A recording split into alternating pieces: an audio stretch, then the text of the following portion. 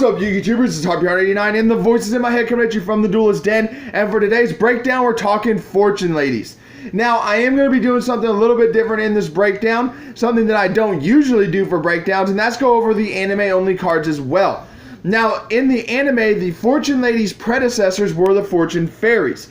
Both of these archetypes were used by the same character, Carly Carmine, the Fortune Fairies before she became a Dark Signer, and the Fortune Ladies after she became a Dark Signer. But I just felt that I couldn't do the Fortune Ladies without doing the Fortune Fairies as well. So I hope you guys enjoy this video. Now hit that intro.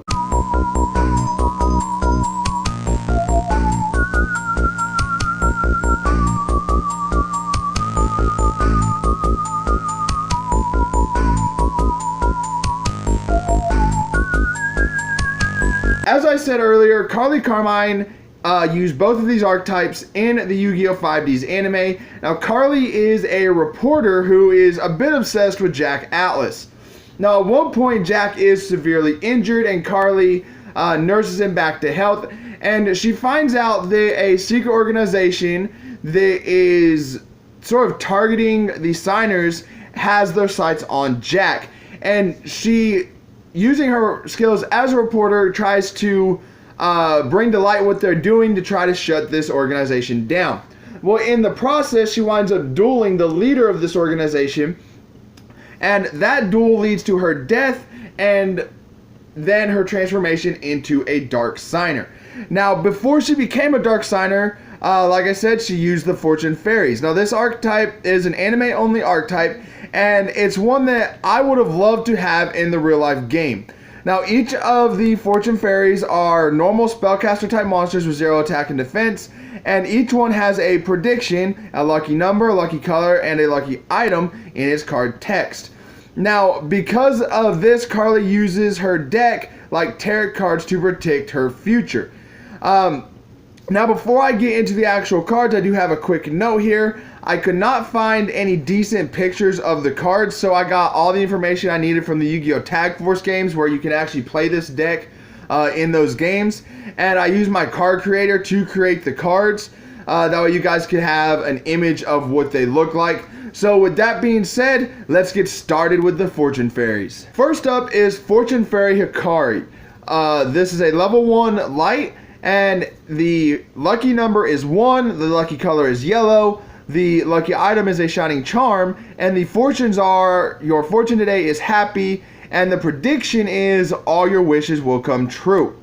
Now, this is the best one you want to draw if you're using these to predict your fortune. Next is the Fortune Fairy N. It's a level 2 fire. Your fortune today is uncertain, your lucky number is 2, color red, item hair ribbons, and the prediction is, remember that spirited things are stronger. Now, I'm not sure what that means, spirited things are stronger. I guess it means, the more spirited you are, the stronger you get or something. I don't know.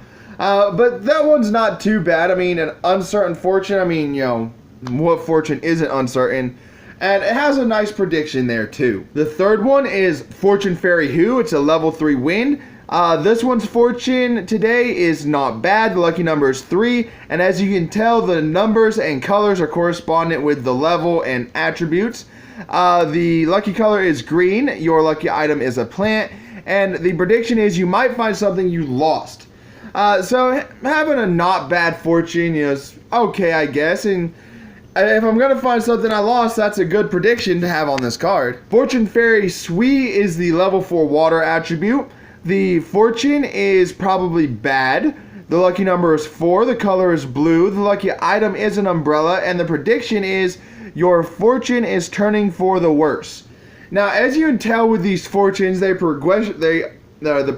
fortunes and predictions, they are progressively getting worse the higher the levels go. And that kind of makes sense, and I'll get into that here in a minute. For the level 5 dark attribute, we have Fortune Fairy Anne. Her fortune today is unhappy. Lucky number is 5, color purple. Lucky item is a pair of sunglasses, which that doesn't make sense. I mean, why a lucky item for a dark attribute card will be sunglasses, I'm not quite sure. But the prediction is make sure to keep hold of your belongings. It's like you're going to lose something with this prediction. The final Fortune Fairy is Fortune Fairy Cheats, a level 6 earth attribute. Now, according to the Wicca, the fortune is absolutely awful, but according to the Tag Force info I found, it says your fortune today is super pinch. Now, as far as I know, this is supposed to have the worst fortune, so I'm not sure what super pinch means, but the lucky color is 6, lucky color is black. Black doesn't make much sense to me either, with it being, you know, brown, but the lucky item is a pair of leather shoes, and the prediction is you may gain advantage over your competition. Cheer up. Now, the prediction isn't very bad. The fortune, it could go either way. Super pinch could be good, it could be bad. I'm not sure what that phrase means, but anyway, I might have the information for this one wrong. If I do, please link me the corrected information in the comment section below. I would greatly appreciate that. But this is the information I got from the Tag Force cards I found. The first of the spell cards for the Fortune Fairies is Luck Loan. Now, this is a normal spell card. I know it says counter spell card on the image, but my card creator was being retarded and won't let me just do a normal spell card. I don't know why. I couldn't get it fixed, but this is a normal spell card. And the effect states select one Fortune Fairy monster you control, special summon one Fortune Fairy monster from your hand with a lower level than the selected monsters. Now, this is a very good effect because in the anime, they were based on quickly special summoning each other out to the field via their spells to gain huge advantage. Again, we have another card that allows you to quickly summon more Fortune Fairies out to the field, and that is Unacceptable Result. It is a quick play spell, and the effect states activate only when you summon a Fortune Fairy monster or monsters. Special summon one Fortune Fairy monster from your hand. So this is another card that lets you quickly swarm the field with your Fortune Fairies in order to set up for this next card. And that card being Miracle Stone. Now, Miracle Stone is a continuous spell card that states all Fortune Fairy monsters you control gain 1,000 attack for each Fortune Fairy monster you control. Fortune Fairy monsters you control cannot attack the turn they are summoned. Now, it does have a downside, being that they can't attack the turn they're summoned, but think about it, if you have 3 or 4 Fortune Fairy monsters, you can get all your monsters up to 3,000 or 4,000 attack. And if you have all 5 of your zones filled with Fortune Fairies, that gives each of them 5,000 attack, and which is something that's really hard to get over. So just off the spell cards, you can see why I would like this deck to be released in real life. Now, once Carly became a Dark Signer, her deck evolved into the Fortune Ladies. The Fortune Ladies are all spellcaster type effect monsters with an unknown attack and defense that is based off of their level, which increases by 1 during each of its controller's standby phases, and each of them has an effect that works for different situations. The downside is that this deck requires time to get the levels of the monsters high enough to do any major damage. Now, with that being said, it is a very fun, very interesting casual archetype to use. So let's go ahead and break it down. The first card for the Fortune Lady archetype is Solitaire Magician. It's a level 4 light spellcaster with 1,600 attack and 1,300 defense. Pretty fair stats for level 4. The effect states that once per turn, you can select one face-up Fortune Lady monster you control and one other face-up monster on the field, reduce the level of the selected Fortune Lady monster by 3, and destroy the other selected monster. Now, this card is a bit of a plus and a bit of a minus. First of all, you do need to reduce the level of a Fortune Lady, which means you are lowering its attack strength, but you do get to destroy a monster on your opponent's side of the field. So if you play it right, it could actually be advantageous just as well as if you play it wrong, it will be disadvantageous. But I think it's a pretty good card. It's a pretty balanced card with its effect. I also love the artwork on this because it does sort of emulate the Fortune Fairies in a way, so there is a bit of a Fortune Fairy card mixed in with the Fortune Lady archetype. The first of the Fortune Ladies is Fortune Lady Light. Now, just like its Fortune Fairy counterpart, it is a level 1 light attribute. Like I said earlier, the card's attack and defense are equal to its level times 200. During each of your standby phases, you increase the level of this card by 1 with a maximum of 12. When this card is removed from the field by a card effect, you can special summon one Fortune Lady monster from your deck. Now, it says that it has to be removed from the field, not destroyed. So cards like Compulsory Evacuation Device, Future Visions, which is a popular tech card in Fortune Lady decks, anything that gets this card off the field, whether it be bounce, destruction, or banishment, allows you to use Fortune Lady Light's effect to special summon another Fortune Lady monster from your deck. Next up is Fortune Lady Fire. This is a level 2 fire attribute, and as you can see, it's already starting to show the levels and attributes for these correspond directly with their Fortune Fairy counterparts.